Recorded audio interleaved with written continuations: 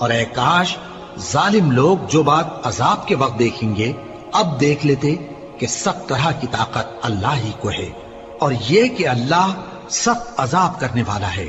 اس دن کفر کے پیشوا اپنے پیروں سے بیزاری ظاہر کریں گے اور دونوں عذاب الہی دیکھ لیں گے اور ان کے آپس کے تعلقات منقطع ہو جائیں گے۔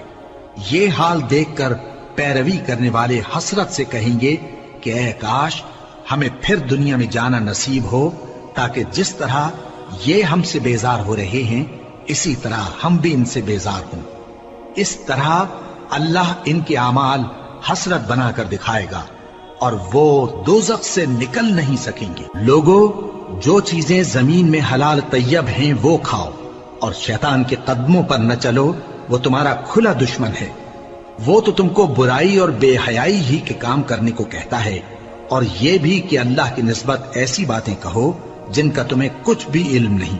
اور جب ان لوگوں سے کہا جاتا ہے کہ جو کتاب اللہ نے نازل فرمائی ہے اس کی پیروی کرو، تو کہتے ہیں نہیں، بلکہ ہم تو اسی چیز کی پیروی کریں گے جس پر ہم نے اپنے باپ دادا کو پایا۔ بھلا اگرچہ ان کے باپ دادا نہ کچھ سمجھتے ہوں اور نہ سیدھے رستے پر ہوں، تب بھی وہ انہی کی تقلید کیے جائیں گے۔ جو لوگ کافر ہیں ان کی مثال اس شخص کی سی ہے جو کسی ایسی چیز کو آواز دے جو پکار اور آواز کے سوا کچھ سن نہ سکے۔ یہ بہرے ہیں، گونگے ہیں، اندھے ہیں کہ کچھ سمجھ ہی نہیں سکتے۔ اے اہل ایمان، جو پاکیزہ چیزیں ہم نے تم کو عطا فرمائی ہیں ان کو کھاؤ، اور اگر اللہ ہی کے بندے ہو تو اس کی نعمتوں کا شکر بھی ادا کرو۔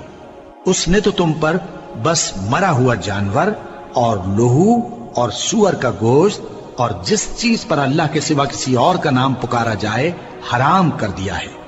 ہاں، جو مجبور ہو جائے بشرطے کہ اللہ کی نافرمانی نہ کرے اور حد ضرورت سے باہر نہ نکل جائے، اس پر کچھ گناہ نہیں۔